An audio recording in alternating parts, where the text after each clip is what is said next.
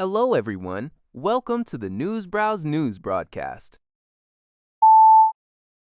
Governor General Mary Simon, along with other Indigenous leaders, is traveling to the United Nations to highlight the significance of the UN Declaration on the Rights of Indigenous Peoples. This initiative comes at a time when the Declaration's implementation in Canada has faced scrutiny and challenges from some governments seeking to diminish its impact, particularly following court rulings that have cited it. Simon's office stated that her remarks will underscore Canada's dedication to reconciliation and putting the Declaration into practice. She is also scheduled to meet with UN Secretary-General Antonio Guterres to discuss shared values. Assembly of First Nations National Chief Cindy Woodhouse-Nepinak will also attend, expressing solidarity with First Nations opposing efforts by the British Columbia provincial government to weaken its version of the Declaration. Nepinak asserts that both federal and provincial governments cannot uphold the rule of law while attempting to undermine Indigenous rights, emphasizing that these rights are protected under international human rights law and cannot be unilaterally altered or suspended. The report notes that British Columbia's legislation, based on the UN Declaration, requires free, prior, and informed consent from Indigenous peoples regarding matters affecting their rights and territories. While the federal government also recognizes this principle, it maintains it does not grant a veto over development. The article details ongoing disputes and legislative maneuvering in British Columbia concerning the Declaration's application. From City News Everywhere. New Brunswick Premier Susan Holt is in Ottawa this week for discussions with Prime Minister Mark Carney and his cabinet ministers, as reported by City News Everywhere. The agenda includes key areas such as the economy, defense initiatives, and significant infrastructure projects. Premier Holt also plans to press the federal government for increased partnership and funding in healthcare, the development of energy infrastructure, and the advancement of critical mineral projects. Notably, the Federal Major Projects Office previously identified a proposed tungsten mine in Sisson Brook, NB, for accelerated development due to its national economic benefit.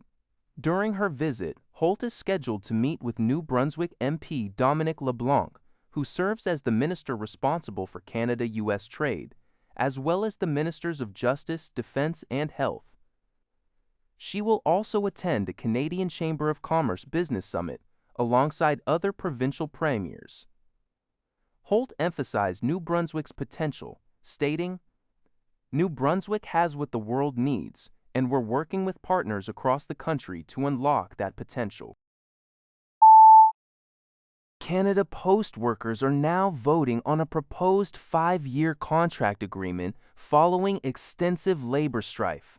The vote, which began today and concludes on May 30th, involves approximately 55,000 employees represented by the Canadian Union of Postal Workers. This process is happening concurrently with a vote to authorize a strike mandate, providing a potential backup should the contract be rejected. The union and Canada Post have been engaged in disputes over wages and structural changes for over 2 years, leading to multiple picket line actions. Both parties have agreed to a moratorium on strike or lockout activities during the ratification period.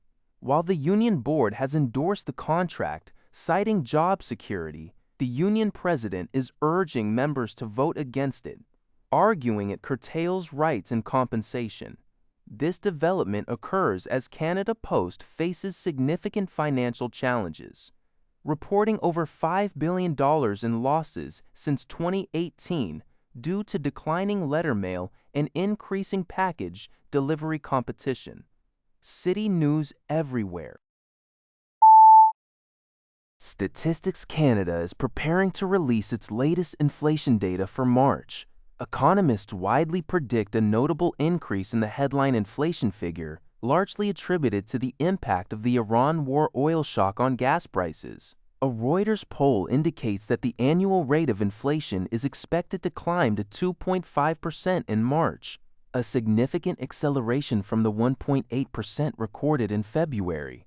RBC senior economist Claire Fan notes that, while higher gas prices are a primary driver, the elimination of the federal government's consumer carbon price last year is still moderating the annual price comparisons. The Bank of Canada has indicated it will monitor the immediate inflationary surge caused by Middle East tensions, but will take action to prevent it from developing into longer-term inflation. The central bank is scheduled to update its inflation and economic forecasts alongside its next interest rate announcement on April 29th. This report is from City News Everywhere. An Eastern Canadian logistics, trucking, and courier company, Nova Express, based in Dartmouth, NS, is welcoming the federal government's temporary suspension of the excise tax on fuel. Owner Karanjit Singh states that his company's fuel bill has doubled since the war in Iran began, leading to significant price spikes. This forced Nova Express to introduce a surcharge, which currently stands at over 90% of the base shipping cost, making it difficult for many clients to absorb the increases.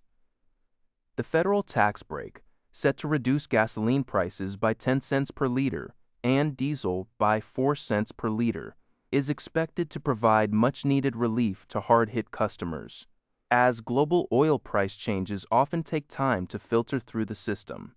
This news comes from City News Everywhere. That's all for this video. Thank you for watching. See you in the next video.